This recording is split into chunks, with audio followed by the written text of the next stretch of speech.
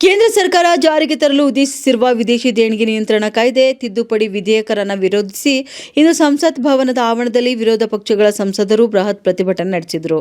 ಸಂಸತ್ತಿನ ಮಕರ ದ್ವಾರದ ಬಳಿ ಜಮಾಯಿಸಿದ ಕಾಂಗ್ರೆಸ್ ಸೇರಿದಂತೆ ವಿವಿಧ ಪಕ್ಷಗಳ ಸಂಸದರು ಸರ್ಕಾರದ ವಿರುದ್ಧ ಘೋಷಣೆಗಳನ್ನು ಕೂಗುವ ಮೂಲಕ ತಮ್ಮ ಆಕ್ರೋಶ ವ್ಯಕ್ತಪಡಿಸಿದರು. ಇನ್ನು ಪ್ರತಿಭಟನಾ ನಿರತ ಸಂಸದರು stop targeting NGOs and institutions ಎಂಬ ಫಲಕಗಳನ್ನು ಪ್ರದರ್ಶಿಸುವ ಮೂಲಕ ವಿಧೇಯಕದ ವಿರುದ್ಧ ಧ್ವನಿ ಎತ್ತಿದರು. ಈ ಹೊಸ ತಿದ್ದುಪಡಿ ದೇಶದ ಅಲ್ಪಸಂಖ್ಯಾತರು ಮತ್ತು ಸ್ವಯಂ ಸೇವಾ ಸಂಸ್ಥೆಗಳ ಹಿತಾಸಕ್ತಿಗೆ ವಿರುದ್ಧವಾಗಿವೆ ಹಾಗೂ ಇದು ಪ್ರಜಾಪ್ರಭುತ್ವ ವಿರೋಧಿ ನಡೆ ಎಂದು ಸಂಸದರು ಟೀಕೆ ಮಾಡಿದ್ದಾರೆ. ಕಾಂಗ್ರೆಸ್ ಸಂಸದ ಹಿಬಿ ಈಡನ್ ಅವರು ಇದನ್ನ ಕರಾಳ ಕಾನೂನು ಎಂದು ಬಣ್ಣಿಸಿದರೆ ಆರ್ಎಸ್ಪಿ ಸಂಸದ ಕೆಎನ್ ಪ್ರೇಮಚಂದ್ರನ್ ಅವರು ಇದು ಅಲ್ಪಸಂಖ್ಯಾತರ ಹಕ್ಕುಗಳನ್ನು ಕಸಿಯುವ ಯೋಜಿತ ಪಿತೂರಿ ಎಂದು ಆರೋಪ ಮಾಡಿದ್ದಾರೆ.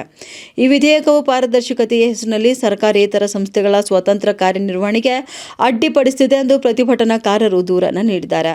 ವಿರೋಧ ಪಕ್ಷಗಳು ತೀವ್ರ ವಿರೋಧದ ನಡುವೆಯೂ ಕೂಡ ಈ ವಿಧೇಯಕವನ್ನು ಚರ್ಚೆಗೆ ತೆಗೆದುಕೊಳ್ಳಲು ಸರ್ಕಾರ ಮುಂದಾಗಿದ್ದು, ಸಂಸತ್ತಿನ ಒಳಗೆ ಮತ್ತು ಹೊರಗೆ ಈ ವಿಚಾರವಾಗಿ ಇದೀಗ ರಾಜಕೀಯ ಸಂಘರ್ಷ ತಾರಕಕ್ಕೇರಿದೆ.